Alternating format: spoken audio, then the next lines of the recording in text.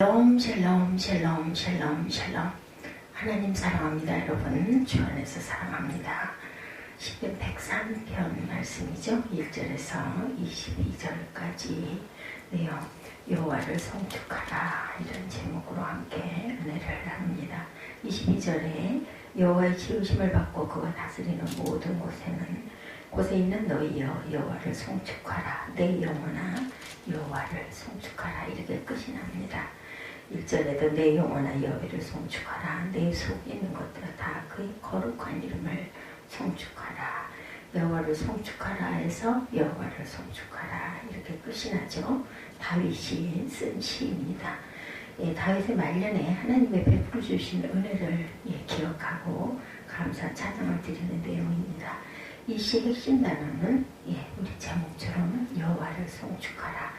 다윗은 1, 2절에서 먼저 자기 자신에게 여호와를 송축하라고 명령하죠. 그리고 끝에서는 천사들에게 여호와를 송축하라고 권유합니다. 그리고 마지막에는 여호와의 지으심을 받은 모든 만물들에게 여호와를 송축하라. 그래서 자신이 여호와를 송축하고 천사들에게 여호와를 송축하고 그리고 모든 만물들아 여호와를 송축하라. 송축하라는 단어는 무릎을 꿇다라는 의미입니다. 자신이 받은 은혜를 생각할수록 하나님 앞에 무릎 꿇고 찬양하는 것밖에 없다라는 고백이죠. 다윗이 하나님 앞에 무릎 꿇고 찬양하는 것은 자신의 영혼 깊은 데서 자연스럽게 나오는 찬양임을 알 수 있는데, 그것은 내 영혼아 여호와를 송축하라 하면서 자기 영혼에게 자신이 명령하는 어법을 쓰고 있습니다. 왜 자신의 영혼에게 자신이 여호와를 송축하라고 초대할까? 그것은 하나님의 선하심과 위대하심에 대한 고백은 영혼 깊은 곳에서부터 우러나와야 하기 때문이겠죠. 이 세상에는 가식적인 찬양이 많습니다. 쉽게 얘기해서 립서비스적인 측면에서 찬양하는 내용들이 많습니다. 얼마 전 이만갑이라는 그 프로를 보니 탈북자들이 나와서 이야기하는데, 김정일 장례식 때 너도 나도 나와서 우는데 자기 부모가 돌아가셨을 때보다도 더 애통해서 울었다고 합니다. 진정 김정일이 부모에게 부모보다 존경스러워서 그렇게 울었을까? 남들이 우는데 자기 혼자 멀뚱멀뚱 있으면 언제 끌려갈지 모르기 때문에 그렇게 울지 않았을까? 어느 탈북 장교의 간증을 들어보니까 김정일 장례식 때, 그때가 겨울이었는데 김정일 운구 차량이었는데 어느 한 사람이 자기 외투를 벗어서 길에 깔으며 장군님이 차갑지 않게 저승으로 가라, 이렇게 했다고 해요. 그러니까 다음부터는 모든 사람이 너도 나도 외투를 벗어서 길에 깔았다고 합니다.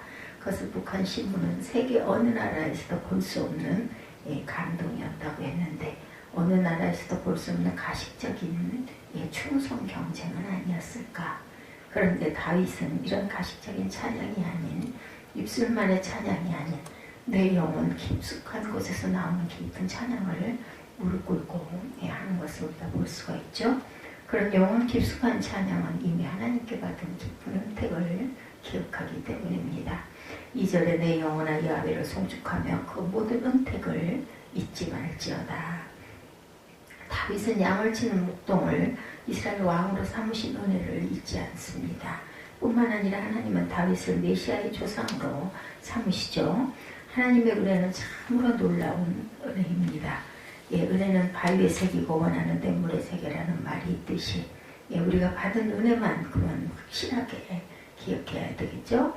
그러나 사람들은 원하는 바위에 새기고 은혜는 물에 새기는 경향이 있습니다. 자신에게 서운하게 한 것은 오래오래 기약하면서 자신에게 은혜 베푼 것은 까맣게 잊는 거죠. 근데 우리 한국 사회가 세월호 이후 일부이겠지만 누구 때문이라는 남 탓타령을 엄청 심하게 하고 있다고 그래요. 세월호가 대통령 탓이라고 아직도 농성을 하고 있고, 이번에 부산이 집중호우로 피해를 보았는데 그것이 4대강 사업 때문이었다고 그래요. 그러나 우리는 반대로 원하는 용서하여서 잊어버리고 은혜는 오래오래 기억해야 합니다. 누구를 위해서? 자기 자신을 위해서죠. 은혜를 기억하는 사람이 감사할 수 있고 찬양할 수 있고 복된 삶을 살 수 있기 때문입니다. 다윗은 구체적으로 무슨 은혜를 받았는지 우리 살펴보죠.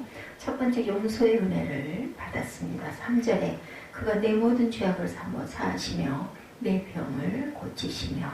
다윗이 가장 잊지 못하는 은혜는 자신의 죄를 용서하신 하나님의 은혜이죠.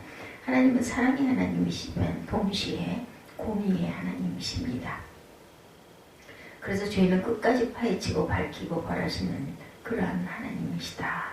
그래서 다윗이 밧세바를 아내 삼으려 놓고 밧세바의 남편 우리아를 아무도 모르게 전쟁에서 죽이고 모른 채 하고 있을 때 하나님은 나단 선지자를 보내어서 다윗이 꽁꽁 숨겨둔 죄를 지적하시고 그 죄의 결과 엄청난 벌이 있을 것이라는 예고를 하십니다. 다윗이 지은 죄에 대한 벌이 무엇일까? 그 후에 큰 병이 들었습니다.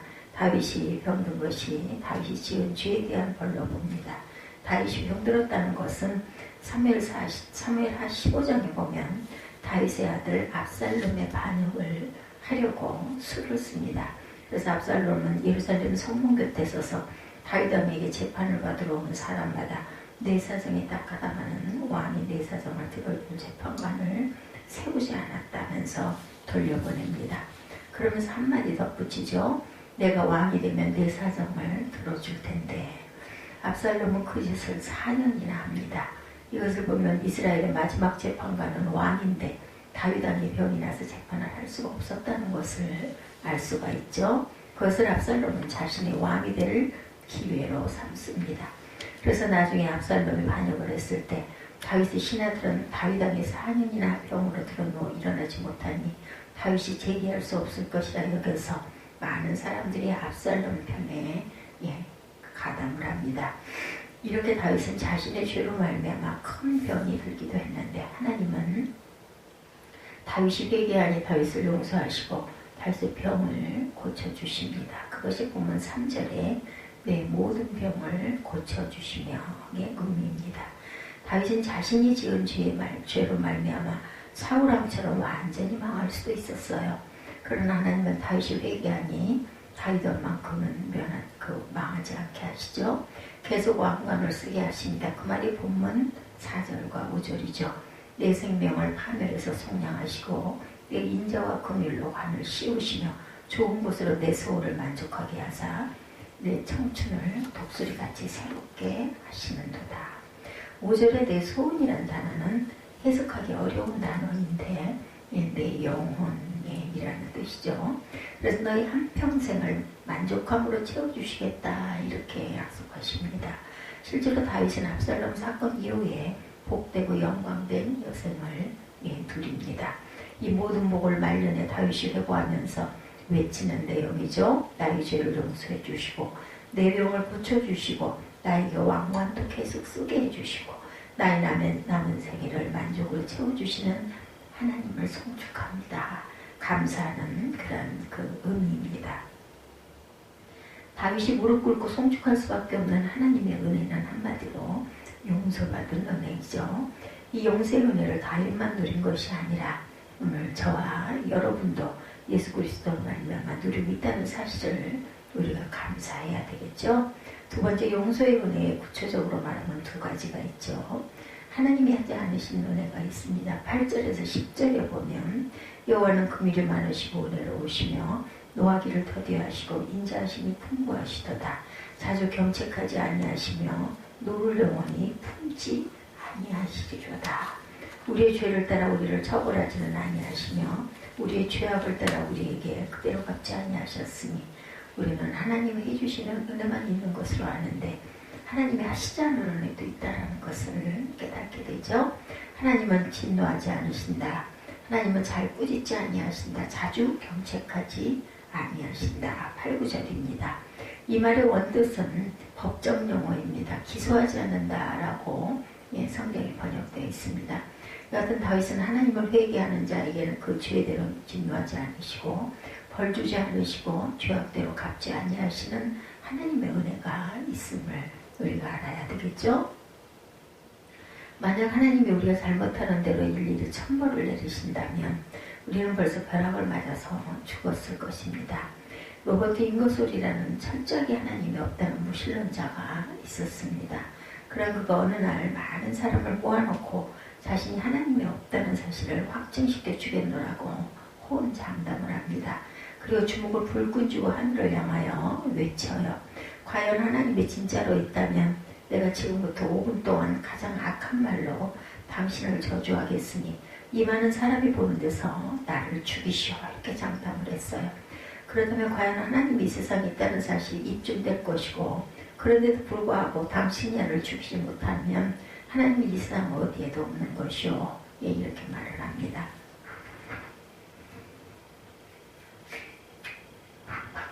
그리고 많은 사람들이 호기심 반, 걱정 반 얼굴을 하고 쳐다보는데 두 주먹을 불끈 쥐고 하늘을 향해 삿대질을 하며 온갖 악담을 5분 동안이나 저주를 퍼붓습니다. 그런데도 과연 그는 죽지 않았죠. 그래서 그는 의기양양하게 여러분 보셨죠? 하나님은 없습니다. 이렇게 외칩니다. 만약 그가 있다면 자신을 그렇게 저주하고 욕하고 죽여보라고 외치는 나를 이대로 살려두겠소? 라면서 하나님이 없다는 사실을 만천하에 입증시킨 자기 자신에게도 쥐대 어쩔 줄을 몰라 합니다.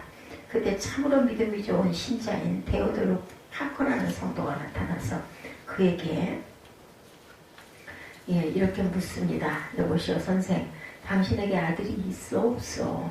그러자 인고설은 그럼 아들이 있죠. 그렇다면 당신에게 아들이 욕을 하며 대들며 아버지 이제 나를 죽여보시오라고 한다면 그 아들을 당장 죽일 수 있겠어? 그러자 인고설은 화를 내며 아들이 죽이라고 대든다고 부모가 자식을 그 자리에서 죽일 그런 사람이 어디 있단 말이오라고 퉁명스럽게 외치자 데오드로는 점잖게 충고합니다. 바로 그것이요. 당신이 없다고 하는 하나님은 당신의 주장처럼 정말 안 계셔서 당신을 죽이지 않는 것이 아니라 그렇게 저주하는 당신까지도 하나님은 사랑하시기 때문에 죽이지 않으실 것이라고. 하나님이 만약 우리 입술의 죄를 그때마다 치셨다면 우리 입에 벌써 나만할 입이 하나도 없겠죠. 하나님 만약 음탕한 우리의 눈을 그때 치셨더라면 벌써 눈이 멀었을 것입니다. 우리의 죄악대로 진노하지 아니하시고 우리의 죄악대로 진멸하지 않는 하나님이 계시기에 오늘날 우리가 이만큼 복을 받고 살아갈 수 있다는 것을 우리가 알아야 되겠죠. 하나님은 죄를 죄대로 처벌하지 아니하십니다. 아직은 은혜의 시대이기 때문입니다. 근데 사람들은 남들의 죄를 이용합니다. 남의 허물을 이용해서 자기가 덕을 보려고 하죠. 그래서 남의 죄를 필요 이상으로 공개하고 떠벌리고 비판하고 처벌하죠. 특히 북한이 그럽니다. 북한의 죄인 처벌은 집단 체벌 제도이죠. 한 사람이 죄를 지으면 부모, 자식, 심지어 사촌까지 다 잡아서 수용소로 보내버린다고 합니다. 내 하나 죄 지어서 벌 받는 것은 참을 수 있지만 내 실수 때문에 내 가족, 심지어 사촌까지 집단 수용소로 가야 한다는 것은 정말 끔찍한 고문입니다. 그래서 탈북자 이야기를 들어보면 북한에서는 이력서를 적을 때 남한에서의 자신의 학력, 경력 등등을 적지만 북한은 친척이 어디서 무엇을 하고 있는지까지 적는다고 그래요. 그래서 북한에서는 그 연좌제 그 죄 때문에 북한의 체제가 유지된다는 그런 말도 있다고 하죠. 이렇게 사람들은 남들의 죄를 이용합니다. 그러나 하나님은 우리의 죄악을 절대로 이용하지 않는 그런 하나님, 죄를 제대로 갚지 아니하시는 하나님이십니다. 그 하나님의 은혜를 우리는 기억을 해야 되겠죠. 그리고 죄를 제대로 갚지 아니하시는 하나님께 감사해야 합니다. 하나님이 하신 용서의 은혜는 완전한 용서를 베푸시죠. 12, 13절에 통일서에서 본 것 같이 우리의 죄가를 우리에게서 멀리 옮기셨으며 아버지가 자식을 긍휼히 여긴같이 야훼께서는 자기를 경외하는 자를 긍휼히 여기시나니. 하나님이 우리에게 베풀어 주시는 용서의 은혜 완전한 용서이고 철저한 용서입니다. 이 완전한 용서를 우리에게 베풀어 주심을 감사해야 합니다. 이 세상에 여러 가지 고통이 있는데 그 중에 가장 무섭고 무거운 고통은 죄책감이라는 고통이라고 그러죠. 2009년 8월 당시 27세로 자살한 딸을 가슴에 묻은 50대 엄마가 수기에 이렇게 썼어요. 아가야 미안하다. 내 곁에 있어주지 못하고 아픈 곳을 만져주지도 못하고 무서운 것을 함께 해주지도 못해 정말 미안하다.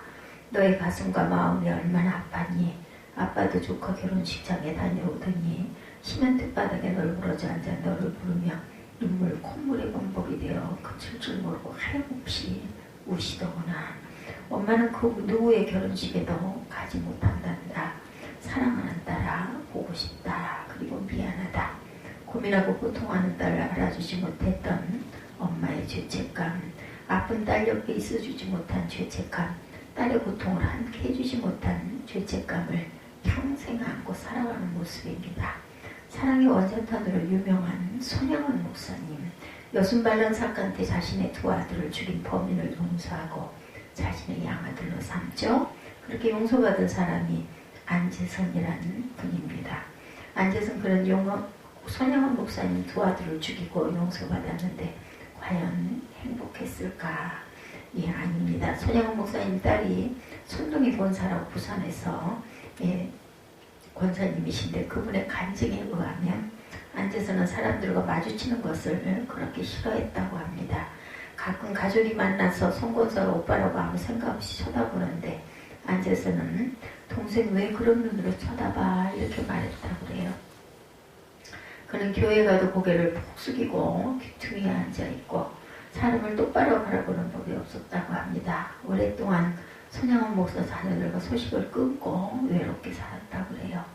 예, 사실은 서울에서 아파트 수리를 하다가 암에 걸려 죽기 보름 전에 손동희 권사를 찾아왔더라는데 그 송 권사님의 손을 꼭 잡으며 하는 말이 동희야 나 지금 집으로 돌아가면 곧 하늘나라로 간다. 내 죽어서 천당에 가면 내 두 오빠에게 무릎 꿇고 내가 사죄하마. 그 말을 했다고 합니다. 손양원 목사 두 아들을 죽이고 40년을 더 살았는데 죄책감 때문에 밝게 살지 못하고 힘든 삶을 살다가 갔다고 해요. 이야기를 듣고 사람들의 용서는 불완전하구나 이런 생각이 들었다고 하죠. 손양원 목사님 가족들이 원수를 용서하고 양아들로 삼았다. 그래서 송 권사님도 안재선을 자기 양오빠로 삼았지만 사람들의 기억이란 이렇게 남아있는 거죠. 그래서 안재선은 그 딸을 볼 때마다 내가 그 오빠 둘을 죽였는데 그 기억을 떨쳐버릴 수가 없었겠죠. 그래서 그 기억이 남아있는 한 용서한다고 말은 하지만 자연스러운 관계는 이루어질 수가 없었던 것 같습니다. 이것이 사람들의 용서죠. 사람의 용서는 기억하는 용서죠. 그래서 사실은 완전하지 못합니다. 그러나 하나님의 용서는 그렇지가 않죠. 이사야 43장 25절에도 히브리서 10장 17절에도 나 곧 나는 나를 위하여 내 허물을 도말하는 자니 내 죄를 기억하지 아니하리라. 또 그들의 죄와 그들의 불법을 내가 다시 기억하지 아니하리라. 이렇게 거듭 증가합니다. 이렇게 하나님은 기억하지도 않으시는 완전한 용서하시는 분이시고 우리가 회개한 죄를 기억상실증에 걸려 기억하지 못하시는 분이시다. 그 완전하고 철저한 용서를 본문에 동이 서에서 먼 곳까지 우리의 죄가를 멀리 옮기신다. 이렇게 시편 103편에는 증거합니다. 하나님은 다윗에게만 이런 용서의 은혜를 베푸신 것이 아니고 오늘 예수 그리스도 안에 있는 모든 하나님의 자녀들에게 이 은혜를 베푸시고 계시죠. 우리가 올해도 2020년이죠. 이제 내일 모레면 민속의 명절 설날이 구정 이런 하나님 사랑의 은혜의 하나님 덕분에 이렇게 귀한 축복된 그런 삶을 보내고 있고 풍요한 민속 명절을 보내고 있음을 기억하고 하나님을 송축하는 그런 설날이 되시기를 바랍니다. 감사의 명절 추석을 맞이해서 감사의 명절 우리가 구정을 맞이해서 다시 말년에 하나님의 은혜를 기억하며 하나님을 송축하는 까닭을 한번 살펴보면 그는 용서의 은혜를 받았다. 3절이죠. 용서의 은혜 구체적인 의미를 말하면 두 가지. 하나님이 하지 않으신 은혜가 있다. 하나님이 하신 용서의 은혜는 이래서 완전한 용서이시라는 것을 잊지 아니하시는 저 여러분 되시기를 주님의 이름으로 축복합니다. 기도하시겠습니다.